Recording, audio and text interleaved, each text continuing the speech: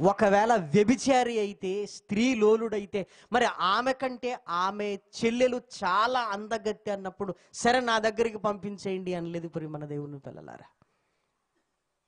చూసారా? ఆ మాట కూడా చూడండి. న్యాయాధిపతుల గ్రంథము 15వ అధ్యాయము 2వ వచనం. ఆమె తండ్రి లోపలికి అతన్ని వెళ్ళనీయక నిశ్చయముగా నీవు ఆమెను ద్వేషించితివనుకొని నీ స్నేహితునికి ఆమెనిచ్చితిని. ఆమె చెల్లెలు ఆమె కంటే చక్కనిది కదా, ఆమెకు ప్రతిగా ఈమె నీకుండవచ్చును, చిత్తగించుమనెను. అప్పుడు సంసోను ఇదిగో మరలా నాకు ఇచ్చేసి అనటం లేదు ప్రేమన వరలారా. నిజంగా స్త్రీలోలుడు అయితే ఇదిగో ఈమెను కూడా నేను తీసుకుంటాను అని అనుకోలేదు ప్రేమన దేవుని పిల్లలారా. ఒక విశ్వాస వీరుణ్ణి నిజంగా ఇంతకాలం ఎలా చూసామో చూసారా ప్రేమన వారలారా. సంసోను స్త్రీలోలుడు కాదు ప్రేమన దేవుని పిల్లలారా. ఏమండి, పగ ఎలా పెరుగుతూ పెరుగుతూ వచ్చింది చూడండి. దీనంతటికి కారణం ఏంటో తెలుసా?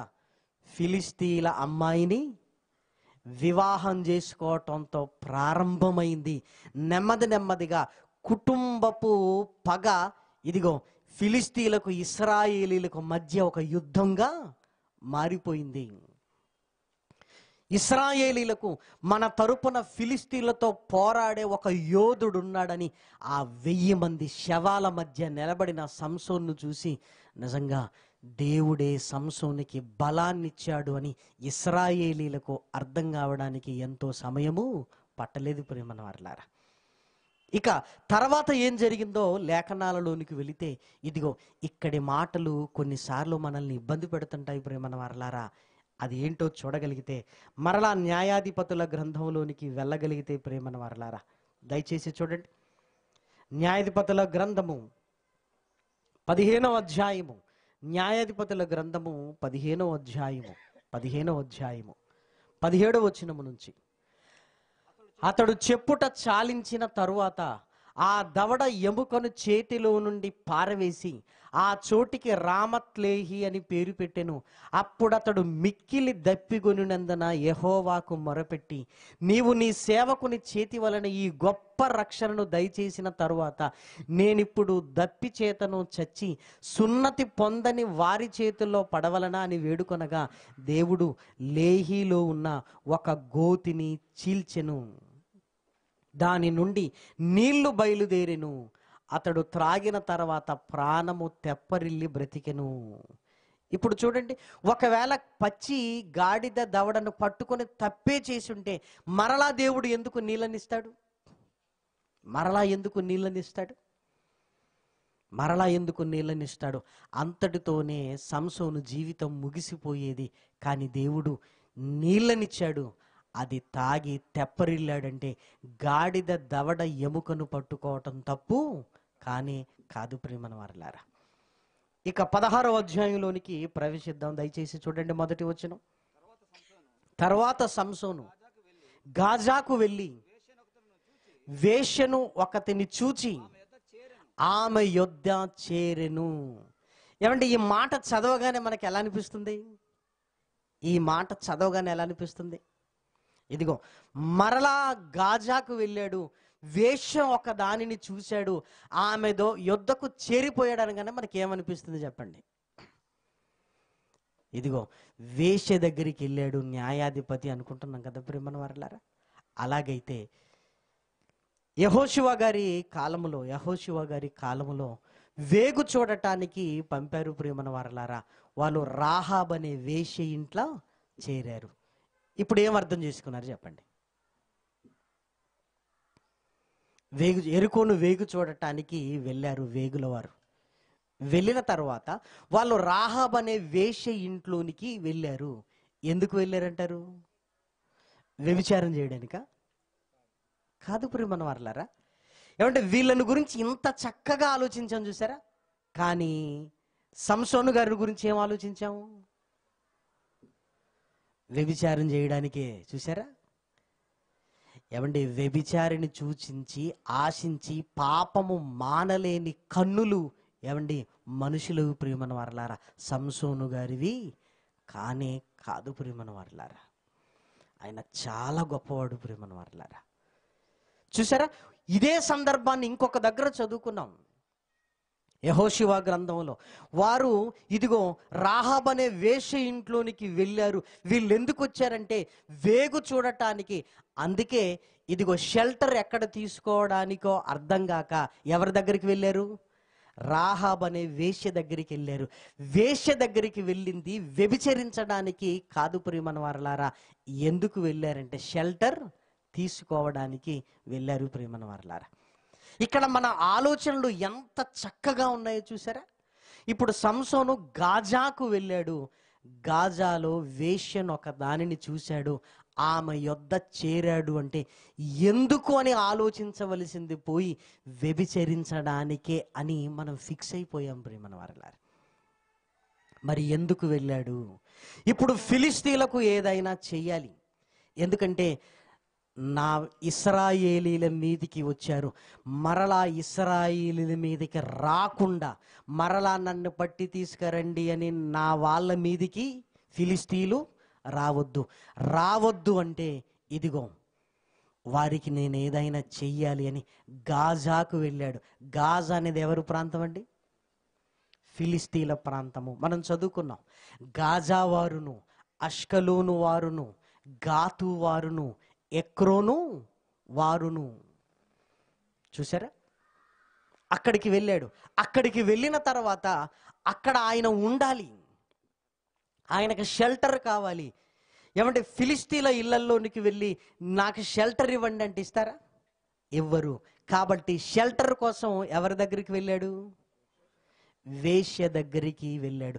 నిజంగా వ్యభిచారపు ఆలోచన ఉంటే కోరుండి తండ్రే తన చిన్న కుమార్తెను తీసుకో అంటున్నాడు. ఆటంకం ఏమైనా ఉందా? మీరు ఆలోచించండి. కోరుండి తండ్రే నా చిన్న కుమార్తె నా పెద్ద కుమార్తె కంటే చక్కనిది, ఇదిగో నేనే ఇస్తాను తీసుకో అన్నప్పుడు వ్యభిచారపు ఆలోచనలు ఉన్నవాడు తండ్రే చెబుతున్నప్పుడు ఇంకేంటండి? మరి ఆ ఆలోచన లేనప్పుడు ఒక వేశ్య దగ్గరికి వెళ్ళి కోరిక తీర్చుకునే దౌర్భాగ్యపు ఆలోచన సంసోను గారికి ఎందుకు ఉంటుందండి? అసలు ఉండనే ఉండదు ప్రియమైన వారలారా. మరి ఎందుకు వచ్చానని గాజా వారికి తెలిసినప్పుడు వారు మాటు పెట్టి రేపు తెల్లవారిన తర్వాత చంపుదుమనుకొని పట్టణపు ద్వారమునొద్ద ఆ రాత్రంతయు పొంచి ఉండిని. సంసోను మధ్యరాత్రి వరకు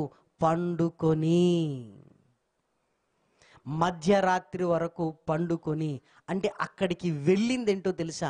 రెస్ట్ తీసుకోవడానికి వెళ్ళాడు. ఎందుకు? ఫిలిస్తీన్లకు ఏదైనా చెయ్యాలి. అక్కడికి వెళ్ళి ఆశ్రయాన్ని పొందాడు ప్రియమైన వారలారా. పడుకున్నాడు. ఇదిగో సంసోన్ ఇక్కడికి వచ్చాడు, పలాని వాళ్ళ ఇంట్లో ఉన్నాడు. ఏం చేస్తున్నాడు? అప్పుడు గాజాలో ఉంటున్న ఆ వేశ్య ఆయన పడుకున్నాడు. ఆహా, లేవనివ్వండి చూద్దాం, లేవనివ్వండి. మీరు ఆలోచించండి. నిజంగా వ్యభిచరిస్తాడు అనుకుంటే ఏమంటే ఫిలిస్తీన్లకు చాలా సులువండి పట్టుకోవడం కదా. మరి ఎందుకు వెళ్ళాడు ఆలోచించగలిగితే మధ్యరాత్రి వరకు పడుకున్నాడు. తర్వాత ఏం చేశాడు చూడండి. మధ్యరాత్రి లేచి పట్టణపు తలుపులను వాటి 2 ద్వారబంధములను పట్టుకొని వాటిని అడ్డకర్రతోటి వాటిని ఊడబెరికి తన భుజముల మీద పెట్టుకొని హెబ్రోనుకు ఎదురుగా ఉన్న కొండ కొనకు వాటిని తీసుకొని పోయెను. ఏమంటే ఫిలిస్తీన్లు మా పట్టణం అని దేన్ని బట్టి గర్విస్తున్నారు అంటే ఆ పట్టణానికి ఉన్న గొప్ప ద్వారబంధములండి. ఆ పట్టణానికి ఉన్న గొప్ప ద్వారబంధములు. ఎందుకు వెళ్ళాడో తెలుసా? ఏమండి వాళ్ళ నైతిక బలాన్ని దెబ్బ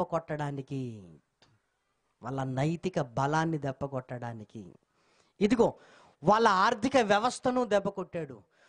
వాళ్ళను కూడా చంపేశాడు. 1000 మందిని బహుగా హతము చేశాడు. ఒకసారి 1000 మందిని. ఈసారి ఏంటంటే ఏ పట్టణాన్ని చూసుకొని గర్విస్తున్నారో ఆ పట్టణం యొక్క ద్వారబంధములను తీసుకొని భుజాల మీద పెట్టుకుని ఎక్కడికి వెళ్ళాడు? వీళ్ళు ఏం చేశారు? డోర్లు గట్టిగా వేయండి రా, ఈసారి అయిపోయాడు రా అనుకున్నాడు. ఆయన ఏం చేశాడు? డోర్లే లేపుకొని పోయాడండి. డోర్లే లేపుకొని వెళ్ళిపోయాడు హెబ్రోనికి. నిజంగా వ్యభిచరించిన వాడికి దేవుని సంకల్పం గుర్తుంటుందా? గుర్తుండదు. అంటే అక్కడ పడుకున్నాడు అంటే నిద్రపోతున్నాడు ప్రేమన వారలారా. పడుకున్నాడు అనగానే మనం ఏమనుకున్నాం? అబ్బో, మనకు వచ్చే ఆలోచనలు గొప్ప గొప్ప ఆలోచనలు కదా. ఆ ఆలోచనలన్నీ ఎవరి మీద రుద్దేశాం? సంసోను గారి మీద రుద్దేశామండి. ఆయన మంచోడంటే ఒప్పుకునేది లేదు.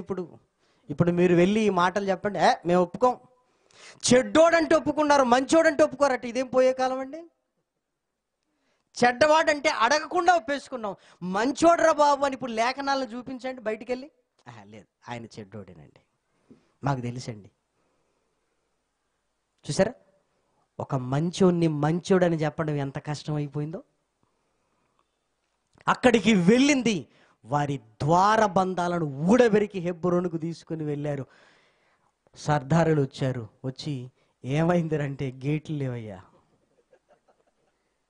గేట్లు. ఎంత బలాఢ్యుడేంట్రా బాబోయ్, ఏం చేయాలి అతన్ని? ఏం చేయాలి? ఒకవేళ గాజాకు వెళ్ళి వేశ్యను ఒక దానిని చూసి ఆమె దగ్గరకి వెళ్ళాడు, ఏమండి ఆ వేశ్యకి ఈయన బలం ఏంటో తెలీదా? మీరు ఆలోచించండి.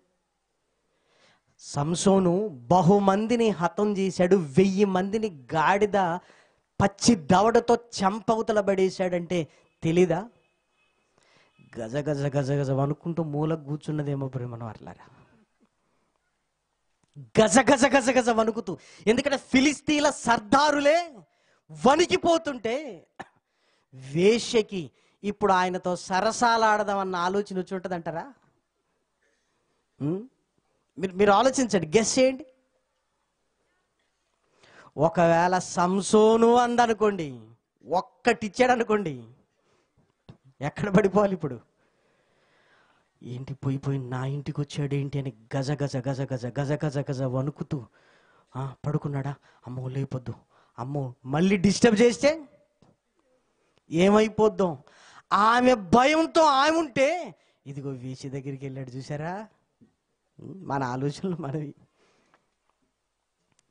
అందుకే దేవుడు అన్నాడు, నరుల తలంపులలోని ఊహ అంతయు ఎల్లప్పుడూ. అంటే ముందు చెడు వచ్చిన తర్వాతనే మంచి అర్థం అవుద్దండి. ఆలోచించండి ప్రియమైన వారలారా. అసలు సంసోను గారికి ఆ ఆలోచన లేదు. సంసోను గారి ఇంటికి రాగానే ప్రాణాలు అరచేతుల్లో పెట్టుకొని భయంతో ఎప్పుడు వెళతాడు, ఏంటి పడుకున్నాడు, అమ్మో అని భయంతో ఆవిడున్నది ప్రియమైన వారలారా. ఇప్పుడు ఎంత క్లియర్గా ఉంది చూసారా విషయం, ఎంత క్లియర్గా ఉంది. ఆ రోజు నైతికంగా వాళ్ళ దెబ్బ కొట్టాడు. వాళ్ళ ద్వార బంధాలే ఊడబెరుక్కొని వెళ్ళారు. ఒరే, తలుపులేసి లోపల నేనున్నానని బంధించి ఏదో చేద్దాం అనుకుంటున్నారు, నన్నేమి మీరు చేయలేరు. ఏమంటే ఇప్పటి వరకు సంసోను గారు ఏ తప్పు చేయలేదని మనకు చాలా క్లియర్గా అనిపిస్తుందండి. మరి తర్వాత ఇష్యూలోనికి మనం వెళ్ళగలిగితే న్యాయాధిపతుల గ్రంథము 16వ అధ్యాయము 4వ వచనాన్ని దయచేసి చూడండి. పిమ్మట అతడు షోరేకు లోయలోనున్న దెలీలాను స్త్రీని మోహింపగా ఫిలిస్తీన్ల సర్దారులు ఆమె యొద్దకు వచ్చి ఆమెతో, నీవు అతన్ని లాలన చేసి అతని గొప్ప బలము దేనిలో ఉన్నదో మేమేలాగూ అతన్ని గెలవవచ్చునో తెలుసుకొనుము. మేమతనిని బంధించి అతని గర్వమును అనుపుదుము. అప్పుడు మాలో ప్రతివాడును 1000 వెండి నాణెములను నీకిచ్చేదమని చెప్పిరి. షోరేకు లోయలో ఉంటున్న దెలీలాని ఒక స్త్రీని చూశాడు. ఆమెను ప్రేమించాడు. ప్రేమను వారలారా, సంసోను గారి జీవితంలో ఏమండి లోటు ఏముంది అంటే, ఏమండి తన భార్య కాల్చి చంపబడింది అని తన భార్య విషయంలో ఓదార్పు పొందనొల్లకపోయాడు. ప్రేమన దేవుని పిల్లలారా, ఆలోచించండి. దెలీలాను చూశాడు. దెలీలాను చూడగానే మరలా ఇదిగో ఆమెను ప్రేమించాడు. మరలా వివాహ బంధంలోనికి వెళదాం అనుకున్నాడు. ప్రేమన వారలారా, ఏమండి, సంసోను గారు పెళ్లి చేసుకోవాలన్న ఆలోచన తప్ప? మీరు ఆలోచించండి. ఇప్పుడు మనం ఏం చేసామంటే, గాజాలో ఉంటున్న ఒక వేశ్య అని చదువుకున్నాం కదా, ఆ వేశ్య ఎవరో కాదు అని ఎవరనుకుంటున్నాం మనం? దెలీలా అనుకుంటున్నాం. ప్రేమన వారలారా, ఎంత విచిత్రమో చూసారా? గాజాలో చూసిన వేశ్య వేరు, షోరేకు లోయలో ఉంటున్న దెలీలా వేరు. గాజాలో ఉన్నది వేశ్య, దెలీలా వేశ్య కాదు. ప్రేమన వారలారా, ఒకవేళ దెలీలా వేశ్య అయితే పెళ్లి చేసుకుందాం అనుకుంటాడా? మీరు ఆలోచించండి. అసలు సంసోనుకు ఆ ఆలోచన వచ్చేది కానే కాదు. ప్రేమన వారలారా, మనం అందరం ఏమనుకుంటున్నామంటే, దెలీలా ఎవరంటే ఒక వేశ్య, దెలీలా ఒక వేశ్య అనుకుంటాం.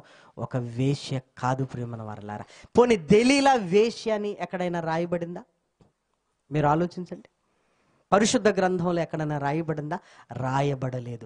మరి గాజాకు వెళ్ళి ఒక వేశ్యని చూశాడంటే ఆమె వేరు, షోరేకు లోయలో ఉంటున్న ఈ దెలీలా వేరు. ఈ దెలీలా ఎవరు అంటే, ఫిలిస్తీన్ల సర్దారులు ఈమె దగ్గరికి వచ్చారు అంటే, ప్రియమైన వారలారా, సర్దారులు వచ్చి ఈమెతో మాట్లాడుతున్నారంటే ఈమె ఏదో చిన్నావిడేమీ కాదు. ప్రియమైన వారలారా, ఒక వేశ్య అనుకుంటే సర్దారులు వచ్చి అసలు వేశ్యతో మాట్లాడవలసిన అవసరం ఉంటుందా? సర్దారులు అంటే గొప్పవారు. ప్రియమైన వారలారా, ఫిలిస్తీన్ల అధికారులు. ప్రియమైన వారలారా, మరి దెలీలా దగ్గరికి ఎందుకు వచ్చారంటే, దెలీలా ఒక సముచితమైన స్థానములో ఉంటున్న ఒక గొప్ప స్త్రీ. ప్రియమైన దేవుని పిల్లలారా, అందుకే సర్దారులు ఆమె దగ్గరికి వచ్చారు. ఆమె దగ్గరికి వచ్చారు. ఇక సంసోను ఏం చేస్తున్నాడు అంటే, ఆమె దగ్గరికి వెళుతున్నాడు. ఆమె దగ్గరికి ఎందుకు వెళ్ళాడంటే, ఆమెను ప్రేమించాడు. ఎందుకు ప్రేమించాడంటే, ఆమెను వివాహం చేసుకోవాలన్న ఆలోచన కలిగి ఉన్నాడు. ప్రేమన దేవుని పిల్లలారా, ఆమెను వివాహం చేసుకుందాం ప్రేమించాడు. అలాని దెలీలాతో వ్యభిచరించాడు అని రాయబడిందా?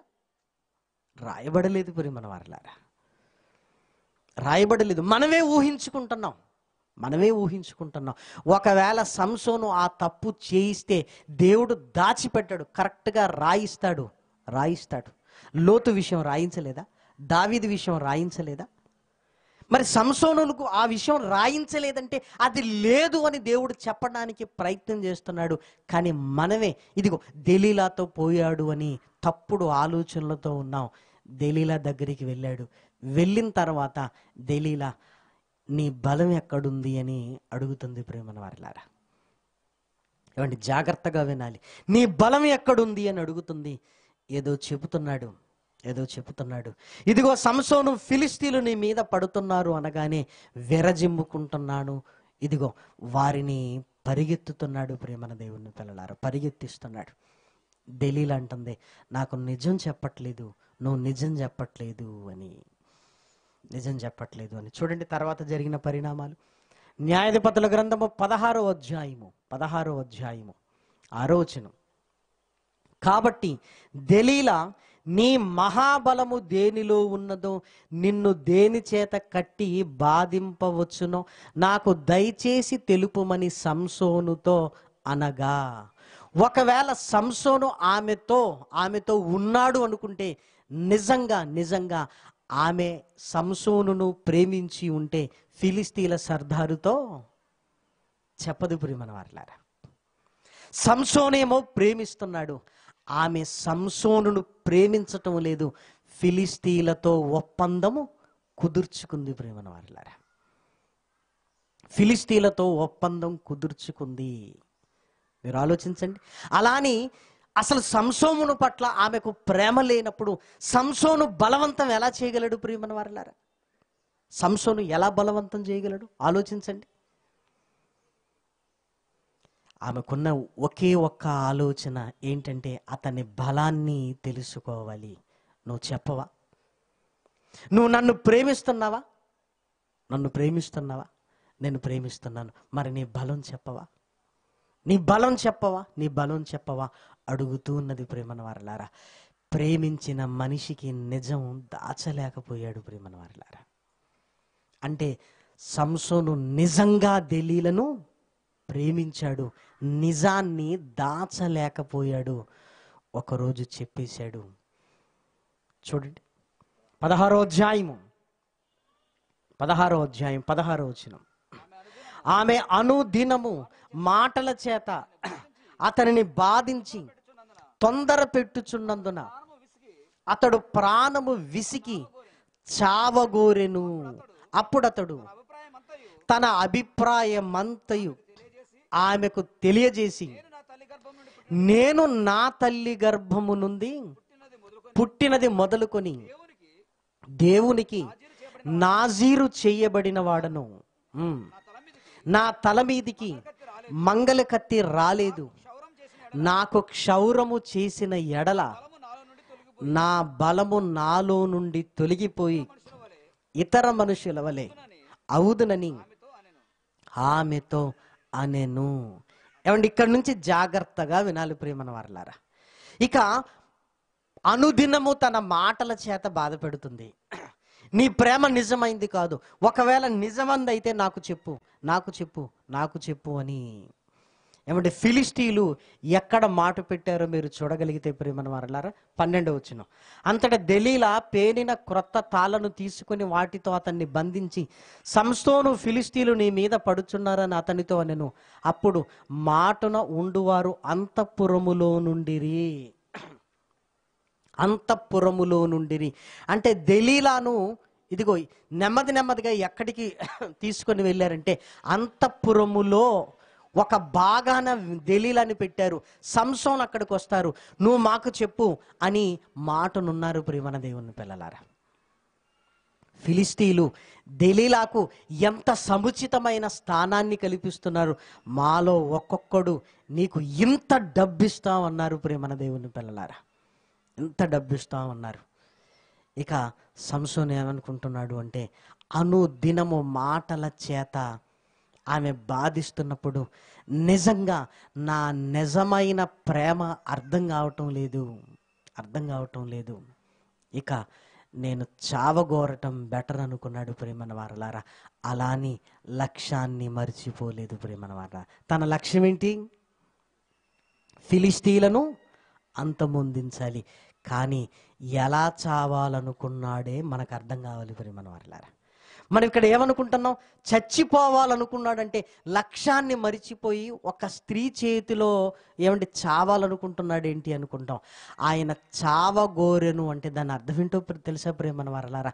లక్ష్యాన్ని మరిచిపోలేదు ప్రేమన వారలారా. మాటికి ఫిలిష్తీయులు వస్తున్నారు, నేను వారి మీద విరజిమ్ముతున్నాను, ఇక లేదు, ఒక్కసారే వాళ్ళను చంపాలి, నేను చావాలి. చావగోరెను అనగానే ఇక ఫిలిష్తీయులను వదిలేసి తనే చచ్చిపోతున్నాడేంటి, ఆత్మహత్య చేసుకోవాలనుకుంటున్నాడేంటి అని ఇన్ని రకాల ఆలోచనలు వస్తాయి. ఆయనలో ఉన్నది ఏంటంటే, బ్రతికుంటూ చంపుతున్నాను, లాభం లేదు, నేను చావాలి, వాళ్ళను చంపాలి. ఆ రోజు చెప్పేశాడు, మంగళ కత్తి నా మీదికి రాలేదు, క్షౌరము చేస్తే అందరిలాగా నేను కూడా మారిపోతాను అన్నాడు. ఇప్పుడు మనం ఏమనుకుంటున్నామంటే, ఈ సీక్రెట్ చెప్పాడు గనక దేవుడు దూరం అయిపోయాడు, సీక్రెట్ చెప్పేశాడు కదా అనుకుంటున్నాం. అయినా నాజీరు చేయబడిన వ్యక్తి తన సీక్రెట్ అని మనం అనుకుంటున్నాం, కానీ అది సీక్రెట్ ఏమీ కాదు. ఒకవేళ సీక్రెట్ అయితే సంసోను గారికి మాత్రమే తెలియాలి. కానీ సంసోను గారి కంటే ముందు ఎవరికి తెలుసు? అతని తల్లిదండ్రులకు తెలుసు, అతని తల్లిదండ్రులకు తెలుసు. ఏమంటే తల్లిదండ్రులు ఎవరితో చెప్పలేదా?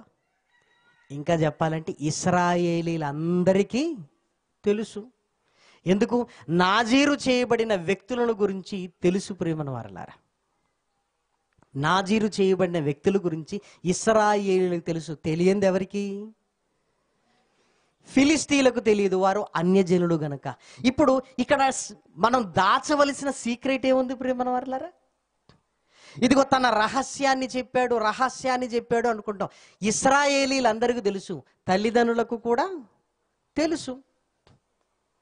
ఒకవేళ తల్లిదండ్రులను బంధించి అసలు మీ వాడి సంగతి ఏంటో చెప్పమంటే వాళ్ళే చెప్పేసేవారు, వాళ్ళే చెప్పేసేవారు.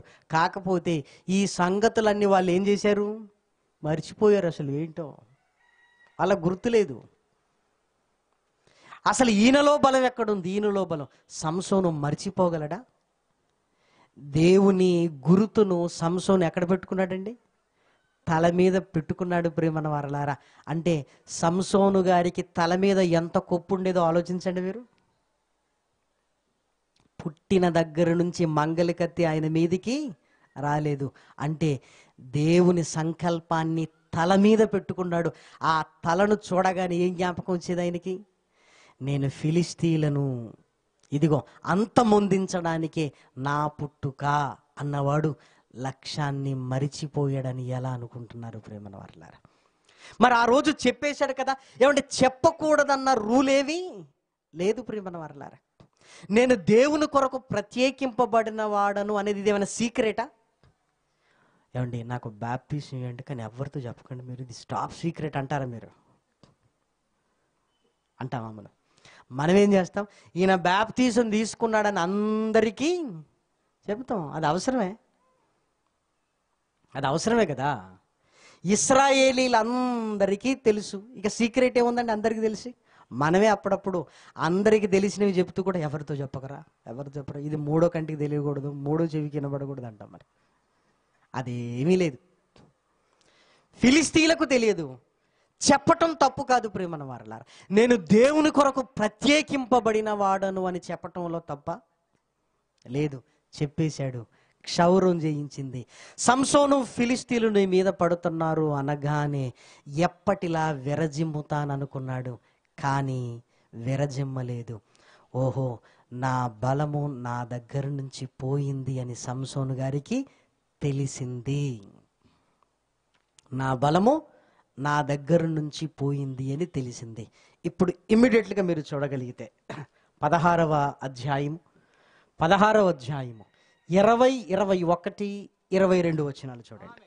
ఆమె సంసోను ఫిలిస్తీన్లు నీ మీద పడుచున్నారు అని అనగా అతడు నిద్ర మేలుకొని ఎప్పటి ఎట్లు నేను బయలుదేరి విరజింబుదుననుకొనెను.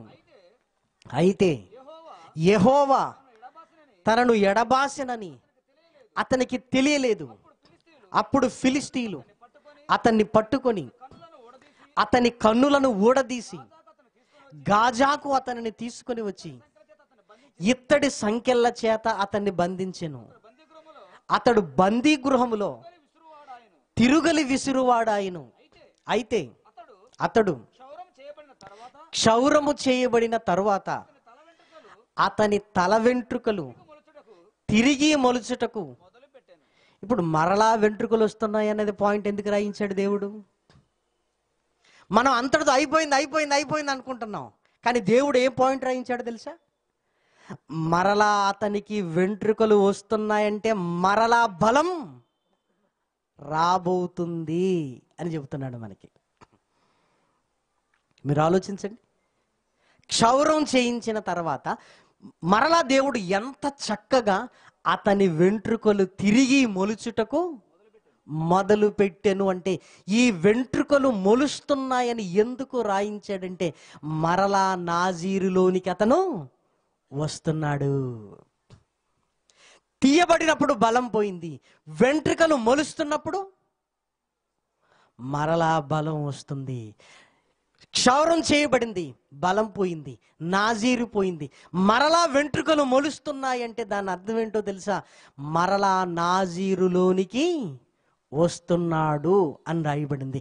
నాజీరులోనికి వస్తున్నాడు అని ఏ పాయింట్ని బట్టి మనం ఆలోచించాలంటే ఇప్పుడు దేవదూత మాట్లాడిన మాటలోనికి వెళదాం ప్రియమైన వారలారా.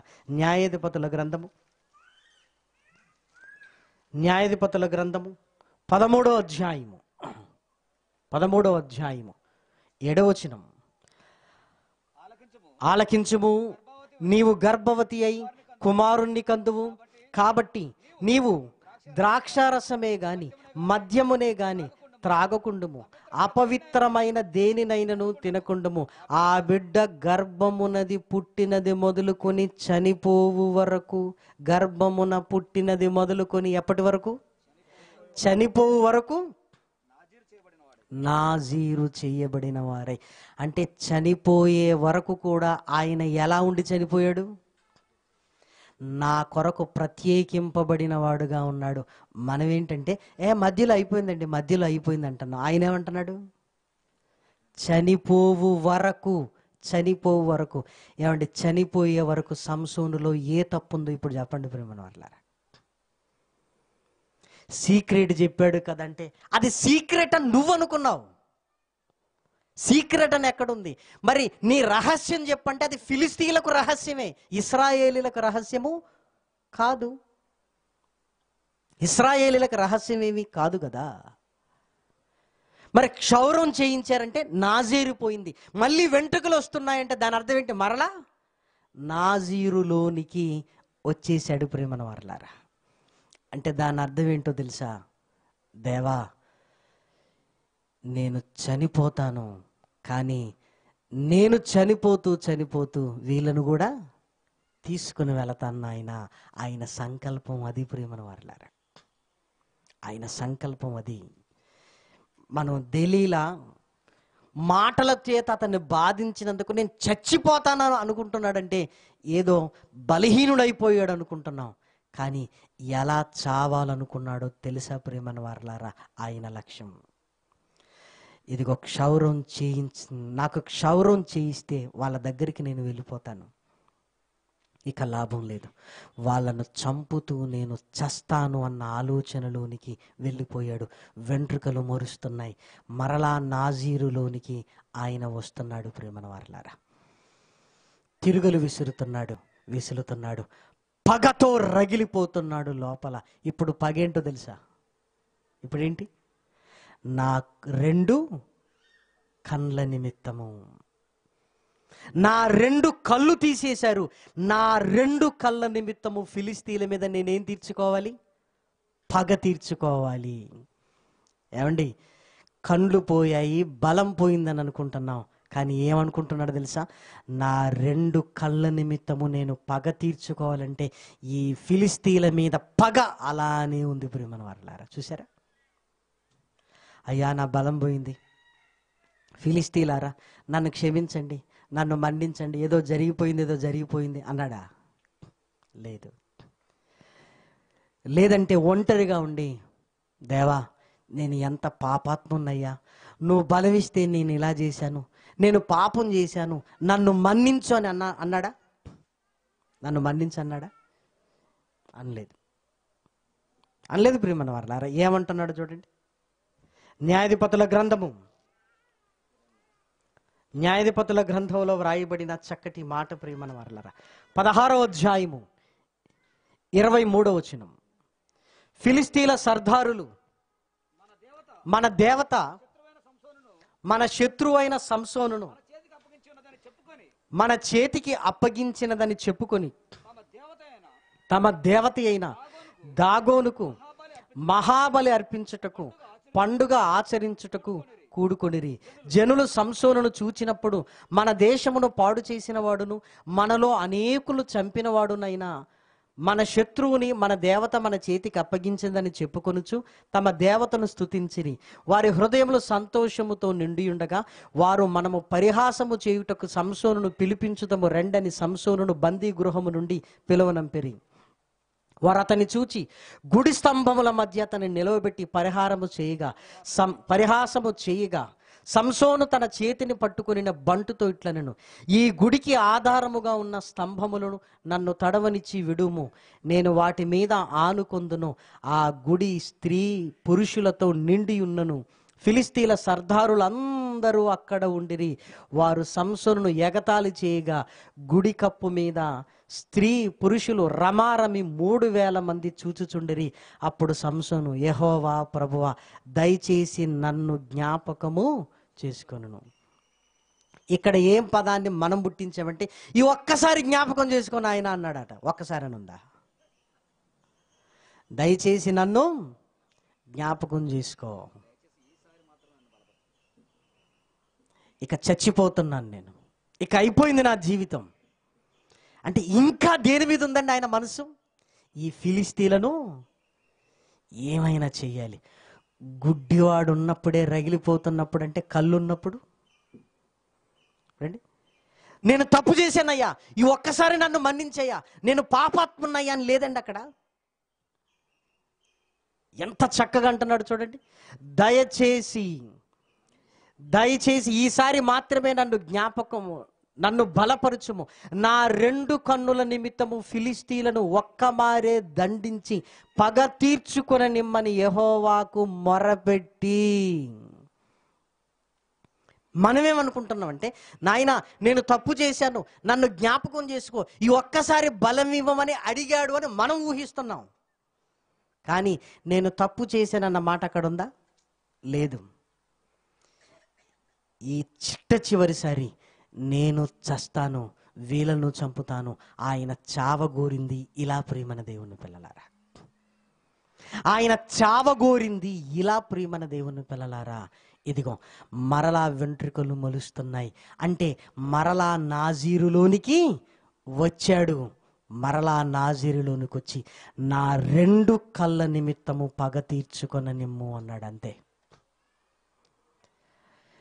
ఆ గుడికి ఆధారము ప్రియమైన వారలారా, దేవుని సహాయం చూడండి. ఒక బంట్రౌత్ అతన్ని పట్టుకున్నాడు.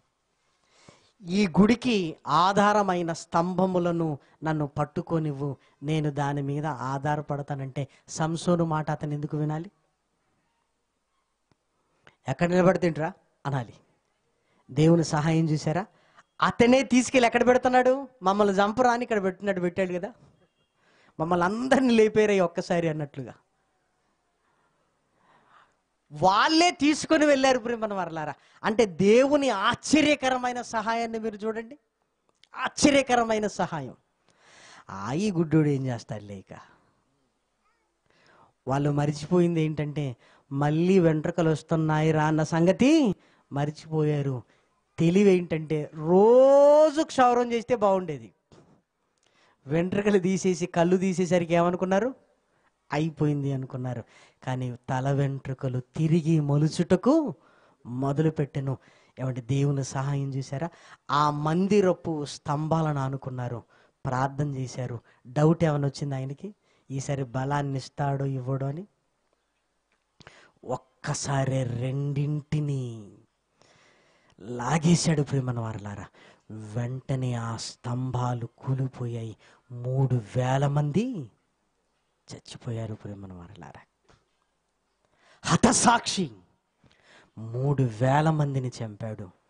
ఎంత గొప్ప పదాన్ని రాశాడంటే, బ్రతికున్నప్పుడు చంపిన వారి లెక్క కంటే చనిపోయినప్పుడు ఆయన చంపిన వారి లెక్క ఎక్కువ. చూసారా? ఏమంటే తప్పు చేశాడు, పశ్చాత్తాపడ్డాడు, మరలా బలాన్ని ఇచ్చాడన్నది మన ఆలోచన. కానీ అక్కడ లేదు ప్రియమైన వారలారా. అసలు సంసోను ఏ తప్పు చేశాడు చెప్పండి? ఏ తప్పు చేయలేదు, ఏ తప్పు చేయలేదు. ఒక సాహసోపేతమైన జీవితం అండి సంసోను గారి. ఇశ్రాయేలీలకు న్యాయాధిపతి. మీరు గమనించారో లేదో, ఏమండి చస్తూ ఎవరిని చంపాడో తెలుసా? ఎవరిని? ఫిలిస్తీన్లను అంటాం. ఫిలిస్తీన్లలో ఎవరిని? సర్దారులను, మెయిన్ విలన్స్ని వేసేసాడు ప్రియమైన వారలారా. అంటే ఇక ఇశ్రాయేలీల మీదికి వచ్చి పగ తీర్చుకునే అవకాశము లేకుండా సర్దారులందరినీ వేసేసాడంటే అయిపోయింది. ఇశ్రాయేలీలకేంటి? విడుదల. ఇక ఇశ్రాయేలీలకు వచ్చి వాళ్ళను అనగదొక్కే వాళ్ళు ఎవరు లేరు. టీం అంతా ఎక్కడికి వచ్చేసింది?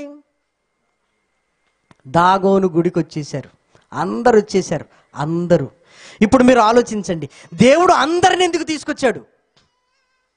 అందరినీ అంటే ఈ దెబ్బతో ఫిలిస్తీన్ల సర్దారుల పని అయిపోవాలి. మెయిన్ విలన్స్ని చంపేశాడు అంటే సంసోను గెలిచాడు కదా ప్రేమన వారలారా. ఏమంటే ఈయన చచ్చిపోయాడు, సర్దారులు బతికున్నారంటే ఈయన ఏం చేశాడండి అందాం. కానీ ఇదిగో సంసోను చచ్చిపోయాడు అన్నదే మనం చూసాం, కానీ ఆ సర్దారులు కూడా చనిపోయాడు. ఇప్పుడు మీరు ఆలోచించండి, ఆ గుడిలో సర్దారులు ఉన్నారు, స్త్రీలు ఉన్నారు, పురుషులు ఉన్నారు. ఏమండి, ఆ గుడిలో మెయిన్గా ఎవరున్నారంటే సర్దారులు, వాళ్ళ కుటుంబాలు, వాళ్ళ ఫ్యామిలీ మెంబర్స్ ఉన్నారు. ప్రియమైన వారలారా, సామాన్యులు కాదు. అంటే వాళ్ళలో నుంచి ఇంకొకడు ఇశ్రాయేలు మీదకి లేవలేకుండా మొత్తం కుటుంబాన్నే లేపేశారు. ప్రియమైన వారలారా, సామాన్య స్త్రీలు అక్కడికి ఎందుకు వస్తారు చెప్పండి? అంటే ఇదిగో మేము సంసోనును బలి చేశాం, మేము బంధించేశాం, ఇదిగో చూడండి అని ఒక వేడుక చేసుకుంటున్నప్పుడు సంపన్న కుటుంబాలలో ఉంటున్న కుటుంబీకులే ఎక్కువ మంది ఉంటారు. ప్రియమైన వారలారా, 3,000 మంది అందులో సర్దారుల ఫ్యామిలీస్ ఉన్నాయి. ప్రియమైన దేవుని పిల్లలారా, ఎప్పుడైతే స్తంభాలను కదల్చాడో అంతే మహాబలం వచ్చింది. ఎందుకు వచ్చింది? మరలా తల వెంట్రుకలు మొలుచుటకు మొదలుపెట్టెను. నాజీరులోనికి వచ్చాడు. దేవా, నేను తప్పు చేశాను అనలేదు. ఒకవేళ తప్పు చేసుంటే ఖచ్చితంగా అడిగేవాడు, కానీ ఆ మాట లేదు. నా పగ 2 కళ్ళ నిమిత్తము పగ అంటే ఫిలిస్తీన్ల మీదికి చచ్చిపోయేంత వరకు రేగుతూనే ఉన్నాడు. ప్రేమను వర్లారా, సంసోను రేపబడుతూనే ఉన్నాడు.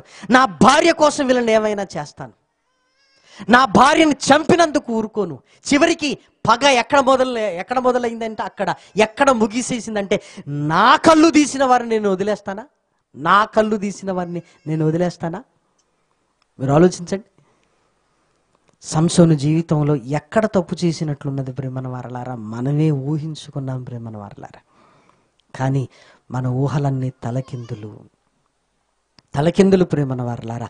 సంసోను ఏమండి సాహసోపేతమైన న్యాయాధిపతి ప్రేమన వారలారా. ఆ చివరి మాట చదువుకుని ముగించేసుకుందాం. 16వ అధ్యాయము 30వ వచనం, 29-30. ఆ గుడికి ఆధారముగా ఉన్న 2 మధ్య స్తంభములలో ఒక దానిని కుడి చేతను ఒక దానిని ఎడమ చేతను పట్టుకొని, నేనును ఫిలిస్తీయులను చనిపోదుముగా కని చెప్పి బలముతో వంగినప్పుడు గుడి ఆ సర్దారుల మీదను దానిలోనున్న జనులందరి మీదను పడెను. మరణకాలములో అతడు చంపిన వారి శవముల లెక్క జీవితకాలమందు అతడు చంపిన వారిని లెక్క కంటే ఎక్కువయను.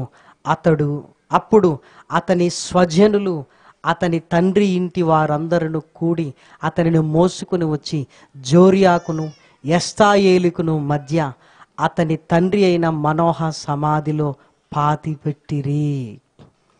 సంసోను చెడ్డవాడు ఉంటే ప్రేమన వారలారా, ఇశ్రాయేలులు వదిలేసేవారు. ఆ శిథిలాలకు వెళ్ళి ఇశ్రాయేలీలు ఏం చేశారో తెలుసా? మా మహానాయకుడు ఎక్కడున్నాడు, ఆయన శవాన్ని వెతికారు ప్రేమన వారలారా. నిజంగా సంసోను చెడ్డవాడైతే వదిలేసేవాళ్ళు ప్రేమన వారలారా.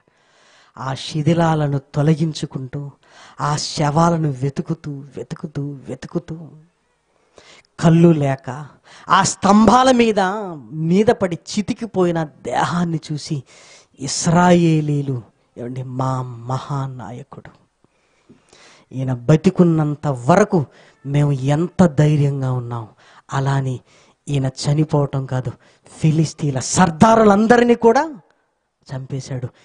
20 ఏళ్ల పరిపాలనలో ఎంత నెమ్మదిగా ఉన్నాం, ఈయన ఉన్నాడు అని తీసుకుని వెళ్ళి సమాధి చేశారు ప్రేమన వారలారా. ఒక చరిత్ర ఎలా ముగిసిపోయిందో చూసారా?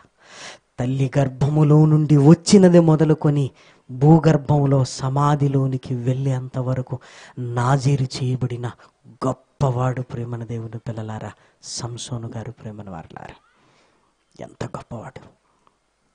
ఆయన ఒక వ్యభిచారి అని ముద్ర వేసింది. ఆయన ఒక స్త్రీ లోలుడు అనుకున్నది. ఆయన తప్పు చేసింది అనుకున్నది. ప్రేమన వారలారా, ఎంత పొరపాట్లు చేసాం ప్రేమన వారలారా. సరిదిద్దుకోవడానికి ప్రయత్నం చేద్దాం ప్రేమన వారలారా. అందుకే ఈయన చరిత్ర ఇంకను ఏమి చెప్పుదును అని ఒక్క మాటలో చెప్పాడు. అంటే ఆ చరిత్ర అంతా న్యాయాధిపతుల్లో మీరు చూడండి. ఏం చెప్పుదును అంటే, ఒకవేళ సంసోను గారి గురించి చెప్పాల్సిన అవసరత పౌలు గారికి వచ్చుంటే ఇంతకంటే గొప్పగా చెప్పేవాడు. ప్రియమైన వారలారా, సమయం లేక నేను చెప్పలేకపోతున్నాను, ఆల్రెడీ రాయబడి ఉంది కదా అని, ఇంక నువ్వు ఏమి చెప్పుదును అని సంసోను అని ఒక్క పేరు చెప్పాడు.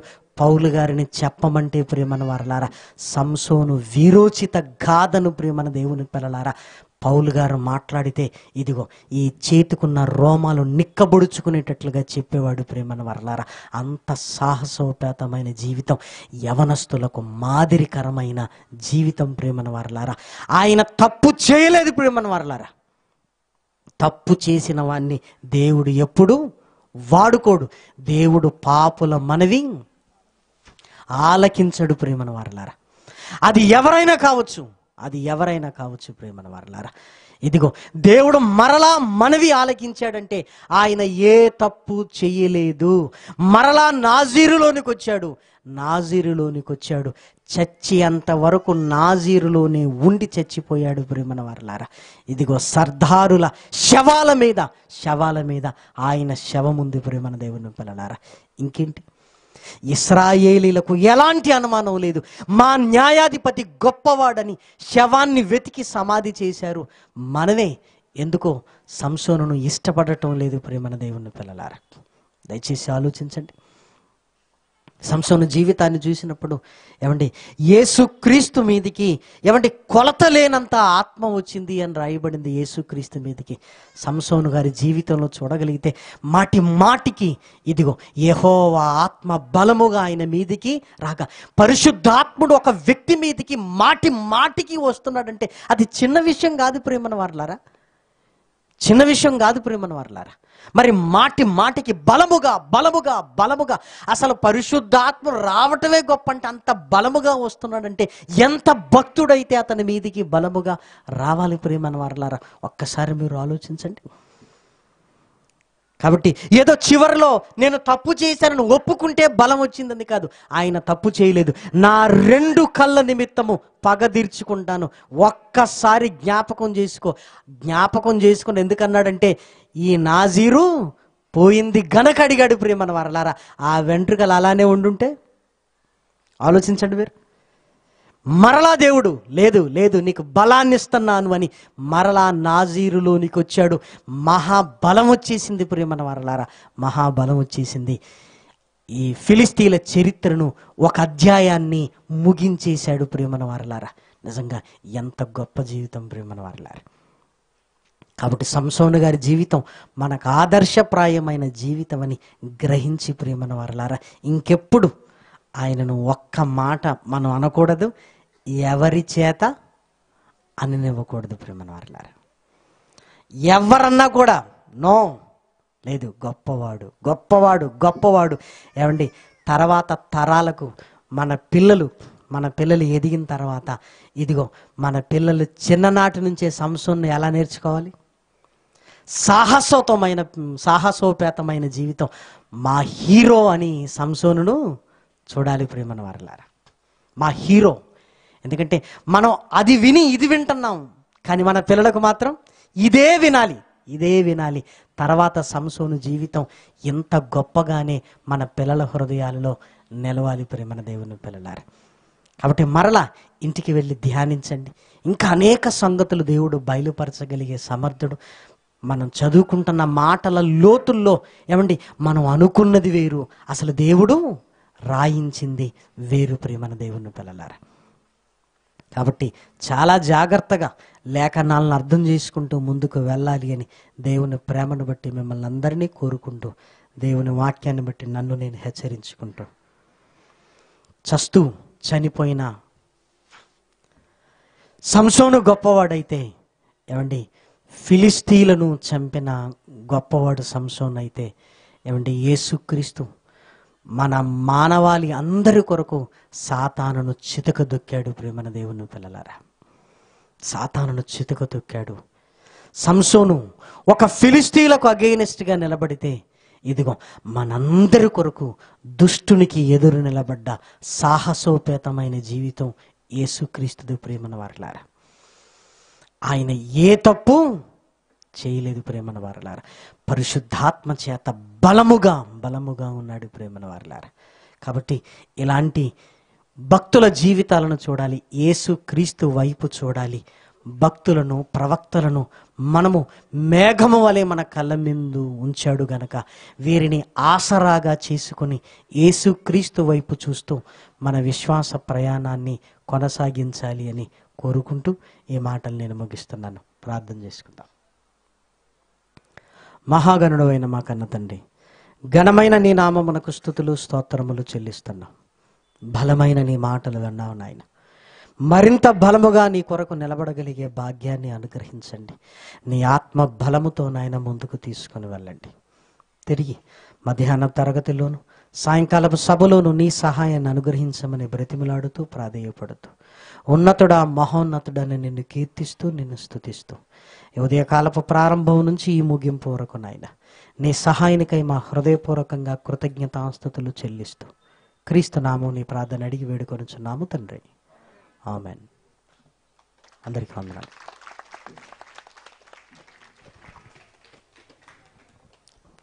గొప్ప సంగతులు మన ఆలోచనలు నిజంగానే తలకిందులు చేశాయి. అటువంటి దేవుడు గొప్ప మాటలు అందించిన దైవదాసులకి సభ తరపున వందనాలు చెల్లిస్తున్నాను. ప్రియులారా, మరి త్వరగా భోజనం సిద్ధం అయ్యింది కాబట్టి మనం త్వరగా భోంచేసుకొని మరి ఒక క్లాస్కు సిద్ధపడాలని మనవి చేస్తున్నాం.